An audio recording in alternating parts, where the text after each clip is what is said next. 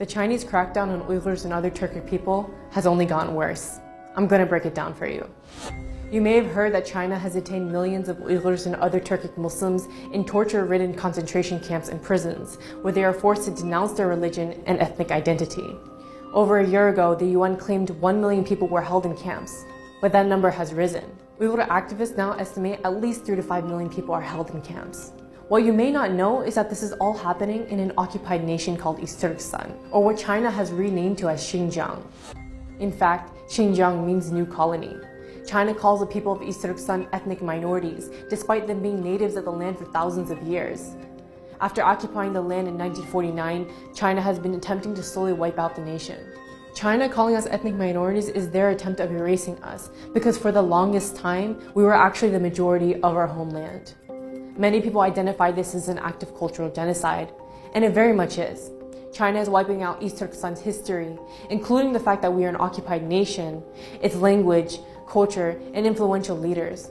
China is destroying our mosques, homes, and even graveyards and turning them into museums, parks, or parking lots. But this is all much more than a cultural genocide. There is ample evidence showing that it is physical too.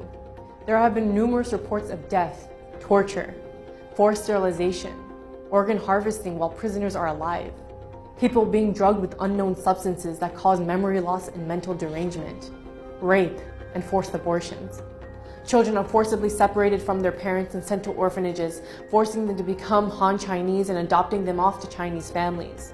Thousands of Turkic detainees are being rounded up at night, put into trains, and sent to parts of mainland China to never be seen again. One former survivor of the camp system, Mehdigul Tursun, described how in her cell of 68 women, 9 women died during the 3 months she was detained.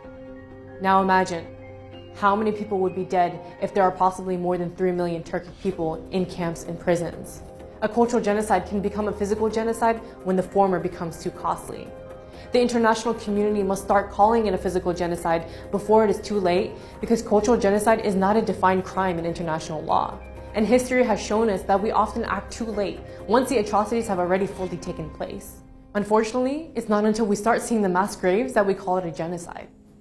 Recently, China has responded by claiming that 90% of these detainees have been released. But in reality, when they are released from these camps, they are transferred to prisons and sentenced to massive prison terms, anywhere from 10 to 15 years to life imprisonment. Or they become modern-day slaves, forced to work in factories with little to no pay. Most governments have been forced to remain silent on this issue because of their business deals with China. The US recently issued visa bans on all Chinese government officials or Communist Party members who have been complicit in this genocide, as well as blacklisted 28 Chinese companies linked in the abuses. There is something you can do. Call your representatives to support HR 649, or the Uyghur Human Rights Policy Act, a proposal aimed to hold China accountable for their actions and to end the abuses occurring in East Turkestan. Assess your university's relationship with China and call them out if they are silent or directly complicit on this issue.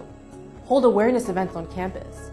MIT has partnered with 3 major Chinese companies, iFlyTech, Huawei, and SenseTime, that have built the surveillance technologies being used to oppress and round up people into camps. Call out MIT for being directly involved with these crimes against humanity. Go to saveuyghur.org to learn more on what you can do to help.